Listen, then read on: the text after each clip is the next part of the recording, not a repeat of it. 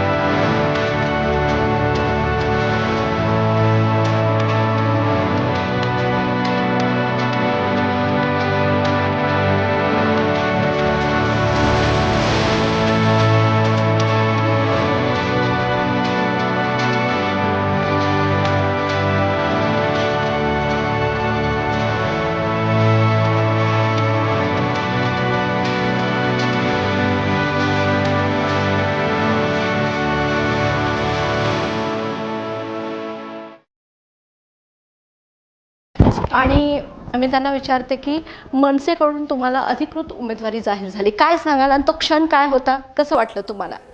अक्षरशः पहिल्या दिवशी मला ती ज्यावेळी लिस्टमध्ये नाव आलं, पहिल्या यादीमध्ये नाव आलं, तर अक्षरशः मला समजायचं बंद झालं की बाबा एक सर्वसामान्य कुटुंबातील माणसाला आमदारकीची उमेदवारी, मला राजसाहेबांनी माझ्यात आमदार बघितलं, मला ह्यातच सगळं बऱ्यापैकी आलं. कारण की काय, मी पक्षासाठी काम करत असताना मी 100% पक्षाला पूर्ण वेळ दिला आहे. म्हणजे व्यवसायाला मी वेळ दिला नाही, पण मी पूर्णपणे पक्षासाठी करत आलो. मी माझ्या पक्षाचं मला जिल्हा उपाध्यक्षपद, मी कार्यकर्ता म्हणून पहिल्यांदा काम केलं. मला पक्षानं माझ्या विश्वास ठेवला, मला जिल्हा उपाध्यक्षपद दिलं. त्याच्यानंतर मी त्या पदाला न्याय देत गेलो. कामगार सेनेचं चिटणीसपद मला मिळालं. ह्या सगळ्याचा संघर्ष बघून मला असं वाटतं की मला राजसाहेबांनी उमेदवारी दिली असेल आणि खरोखर माझं मन भारावून गेलं. तुम्ही कोणाचा आदर्श ठेवून ह्या राजकारणात उतरलात? कोण आहेत तुमचा आदर्श? मी पूर्वीपासून म्हणण्यापेक्षा मी लहानपणापासून माझे आजोबा स्वर्गीय लोकनेते सदाशिव मंडलिक साहेबांच्या सोबत काम करत होते आणि आज माझे आजोबा हयात आहेत, पण मंडलिक एके मंडलिक अशी माझ्या आजोबांची अजूनसुद्धा तीच भूमिका आहे. आम्ही लोकनेते सदाशिवराव मंडलिक साहेबांचा आदर्श डोळ्यासमोर ठेवून मी काम करतो आहे. कारण की सामान्य कुटुंबातील व्यक्ती अक्षरशः या पदावर जर म्हणजे एवढ्या मोठ्या पदावर जात असेल तर खरोखर प्रामाणिक लागतं. आणि निष्कलंक नेता जर पाहिजे असेल या कोल्हापूर जिल्ह्यात दुसरा कुठला असेल तर तो कोणी नाही आहे. फक्त आणि फक्त लोकनेते सदाशिवराव मंडलिक साहेब एकच व्यक्तिमत्व असं होतं की ते होऊन गेलं आणि असं होणार बी पुढं इथून पुढं होईल का नाही माहीत नाही. आम्ही त्यांचा डोळ्यासमोर आम्ही आदर्श ठेवतो आणि आम्ही राजकीय जीवन म्हणजे सामाजिक जीवनात आहे म्हणा, राजकारण म्हणणारच नाही. कारण की आता साहेबांनी उमेदवारी माझ्या विश्वास ठेवून दिली, पण सामाजिक चळवळीतूनच आम्ही उरलेले नेते किंवा पदाधिकारी. एकीकडे कागलमधून शरद पवार गटाचे राजे समरजितसिंह घाटगे आणि दुसरीकडे अजित पवार गटाचे हसन मुश्रीफ असे दोन मातब्बर उमेदवार कागलमधून त्यांची उमेदवारी जाहीर झाली आहे. आणि एकीकडे तुमची उमेदवारी सध्या माध्यमकर्मीमध्ये तुमची चर्चा खूप आहे.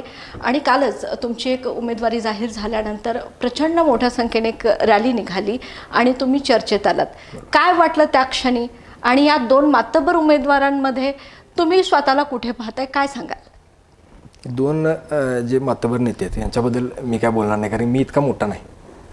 आज सर्वसामान्य कुटुंबातून मी काम करतोय, सर्वसामान्य कुटुंबातील मी मुलगा आहे. जर बघायला गेलं तर कालच्या नियोजन जे कालचं होतं हे कागल गडिंग्लज आणि उत्तर ह्या जनतेने केलं होतं किंवा तिथल्या पदाधिकाऱ्यांनी केलं होतं. मला या कुठलीही रॅलीची कल्पना नव्हती.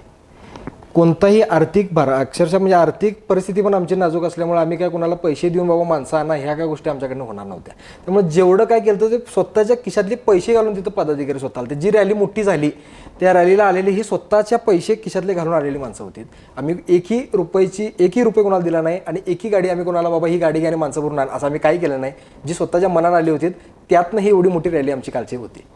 तुमची काल उमेदवारी जाहीर झाल्यानंतर मनसेकडून राज ठाकरेंना काही फोन वगैरे झाला का? त्यांच्याकडून काही बोलणं वगैरे झालं का तुमचं? निरीक्षक जे आपल्या इकडे विधानसभेचे निरीक्षक आहेत त्यांच्यासोबत माझं बोलणं झालं. त्यांना सुद्धा रॅली बघून अतिशय चांगलं वाटलं आणि साहेबांना ती निरोप देतो म्हणून पण सांगितलं. तुमच्यासारख्या सर्वसामान्य शेतकऱ्याच्या मुलाला ही उमेदवारी मिळते आणि असं तुम्हाला कुठंतरी वाटतंय का ह्या दोन मातब्बर नेत्यांच्या लढाईमध्ये तुमचा कुठंतरी स्वीकार होईल, जनतेने तुमचा स्वीकार करेल? आणि असे काय कामं त्या मतदारसंघामध्ये तुमच्याकडून झालेले आहेत की जेणेकरून जनता तुम्हाला स्वीकारेल असं तुम्हाला वाटतं? मी आता बघायला गेले तर मी 12 महिने 24 तास काम करणारा माणूस आहे. असं काय नाही की बाबा निवडणूक आल्या म्हणून मी कुठंतरी काम करलो अशातला भाग नाही.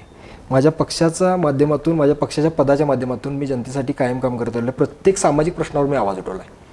मध्यंतरी जर बघायला गेलं तर सर्वसामान्य शेतकरी दूध उत्पादकांसाठी ज्यावेळी गोकुळनं 2 रुपये असं 4 रुपये दूध दरामध्ये कपात केली त्या टायमाला बऱ्यापैकी सगळेच माणसं किंवा सगळेच नेते मंडळी मुग गिळून गप होते. त्या टायमाला आवाज उठवणारा हा मी रोहन निर्मळ एकटाच होतो त्यावेळी. आणि माझा पक्ष होता, माझे सहकारी होते.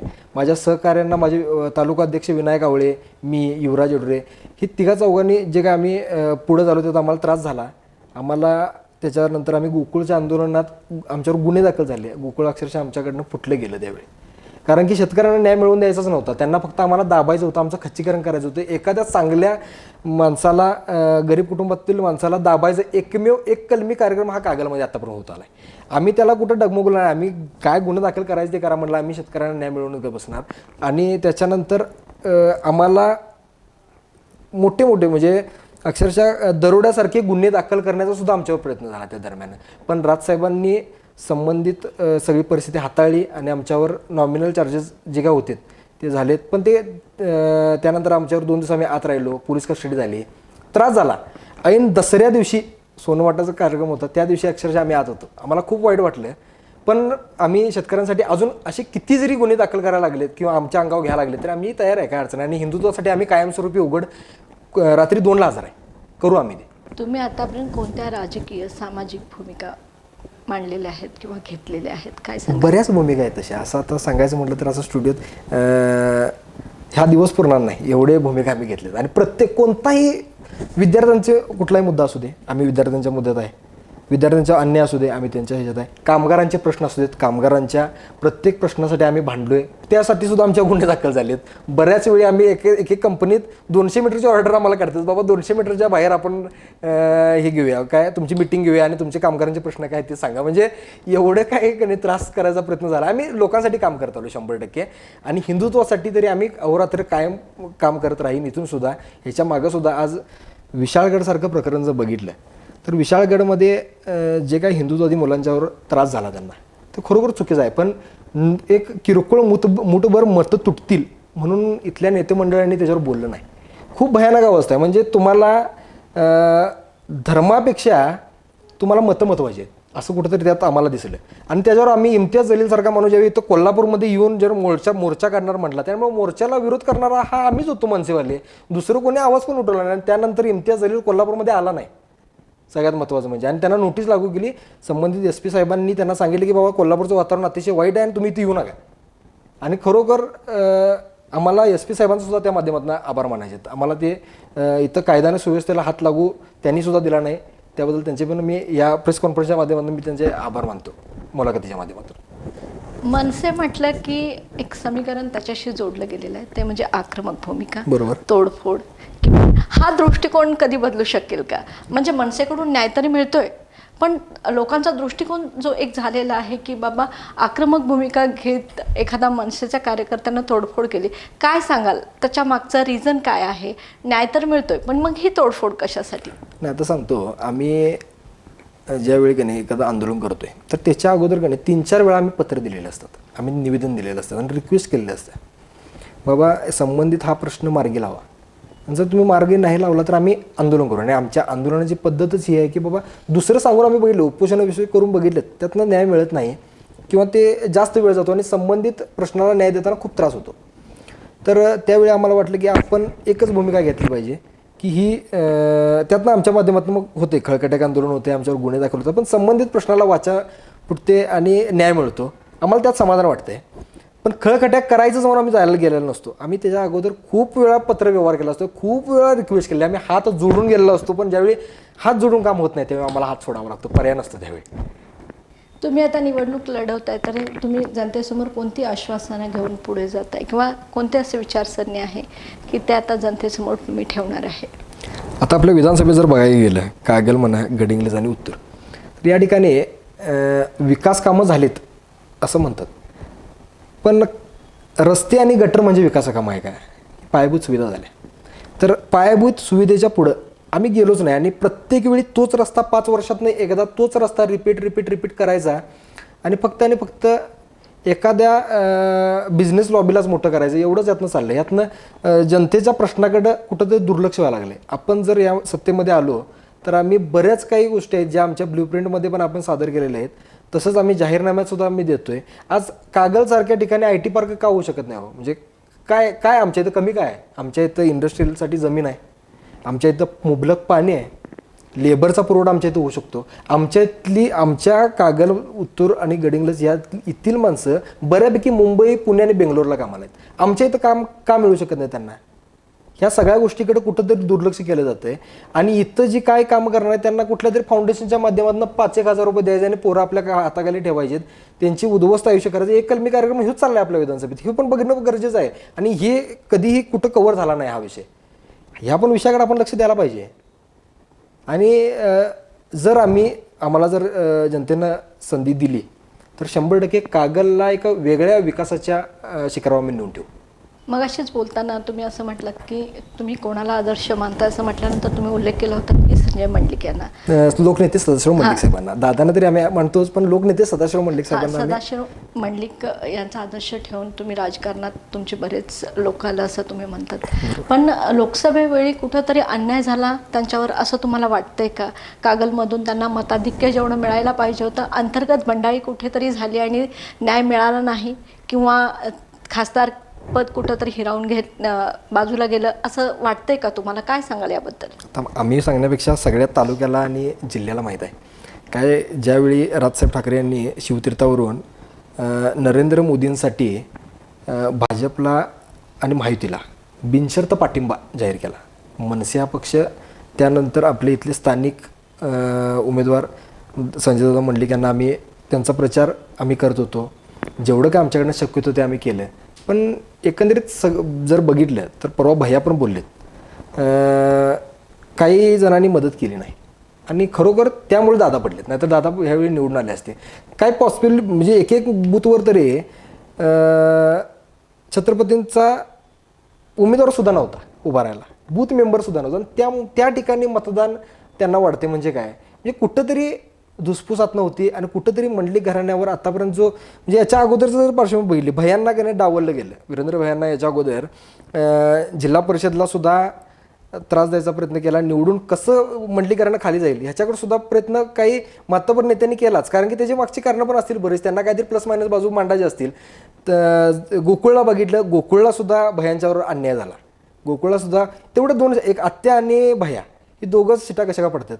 म्हणजे कुठंतरी तुम्हाला मंडली घराण्यावर ज्या आत्तापर्यंत तुम्ही ज्या सीडीचा आधार घेत इथं वर आला आहे त्यांना कुठंतरी तुम्हाला यातनं खाली दाबायचा प्रयत्न असा होतो. मी एवढा मोठा नाही आहे या, म्हणजे मी खरं सांगतो, मी पाईक म्हणून म्हटलं तरी चालेल. म्हणजे लोकनेते सदस्य मंडलिक साहेबांचा गण आहे, आम्ही आदर्श डोळ्यासमोर ठेवून मानतो. पण ह्या लोकांच्यावर टीका करणं एवढा मी मोठा नाही, पण जे दिसतंय ते बोलायला पण काही अडचण नाही. हे दिसलं ते वास्तवच आहे आणि यात कुणी नाकारणार नाही. म्हणजे आज तुम्ही जिल्हा परिषद मतदारसंघात जर त्यांच्या जरी गेला तर हे जे वास्तवच आहे, हे वास्तव आहे आणि हे वास्तव राहणार आणि हेच खरं आहे, ह्यात काही बदल नाही. ज्या कागल विधानसभा मतदारसंघातून तुम्हाला अधिकृत उमेदवारी मिळालेली आहे, मनसेकडून तुम्ही अधिकृत उमेदवार आहात, तर त्या जनतेचं तुमच्याविषयी काय मत आहे ते जाणून घ्यायलाही आम्हाला आवडेल. लोकांच्या भावना अतिशय चांगल्या आहेत. अक्षरशः आम्हाला दोघंही नको होते आणि मी नोटाला मतदान करणार होतो असं काही लोक. आता मी प्रचारला ज्यावेळी जातोय की नाही त्यावेळी सरळ सरळ म्हणतात आम्हाला हे दोघांचा पण बाबा, दोघांचा पण राग आला आहे. कारण की हिंदुत्व संघटने तरी सरळ सरळ म्हणतात की बाबा आम्ही तुमच्यासोबत आहे. त्यामागची कारणं काय, खरोखर हिंदुत्वाला कुठं तर त्या हिंदुत्व संघटनेचा आधार घ्यायचा आणि निवडून आल्यानंतर त्या संघटनेवर डावलण्याचा प्रयत्न करायचा, गुन्हे दाखल करायचा प्रयत्न करायचा, केसेस त्यांना अडकवण्याचा प्रयत्न करायचा, एक कलमी कार्यक्रम हा आतापर्यंत चालत आलेलाच आहे की. मग हे कुठेतरी त्यांना पण नाराज घडतो आहे. दुसरी गोष्ट, दोघंही नको आहेत. आतापर्यंत दादागिरीसुद्धा ह्यातल्या काही लोकांनी दादागिरी पण केलेली आहे, ते सुद्धा काही लोकांना नको आहे. त्यामुळं तिसरं ऑप्शन म्हणजे नोटाला आम्ही दाबणार होतो बाबा, यावेळी मतदान करणार होतो तिकडे. तुम्ही उभारला आणि आम्हाला एक चांगला चान्स मिळाला आणि आम्ही 100% तुम्हाला मदत करू. भले काही जणांचं असं सरळ सरळ मत आहे, आम्ही काही ठिकाणी अडकून आहे, आम्हाला उघड येता येणार नाही, पण मतं पडणं महत्त्वाचं आहे, स्टंट महत्त्वाचा नाही. त्यामुळे मताधिक्य, आम्हाला चांगलं मताधिक्य घेऊ, आम्ही विजयाकडे वाटचाल करू. तर आज आपल्या स्टुडिओमध्ये रोहन निर्मळ सर आले होते, ज्यांना मनसेकडून अधिकृत उमेदवारी जाहीर झाली आहे. दोन मातब्बर नेत्यांशी त्यांचा आता संघर्ष असणार आहे. पाहूयात कागलची जनता नेमकं त्यांना कशा पद्धतीने स्वीकारते आणि भविष्यात त्यांची वाटचाल नेमकी काय असणार आहे. आणि कागलची जनता मला 100%, कागल गडिंग्लज उत्तरची जनता मला 100% मदत करेल आणि मी विजयी होईल, मला एवढी खात्री आहे. स्टुडिओमध्ये आल्याबद्दल खूप खूप धन्यवाद सर. धन्यवाद.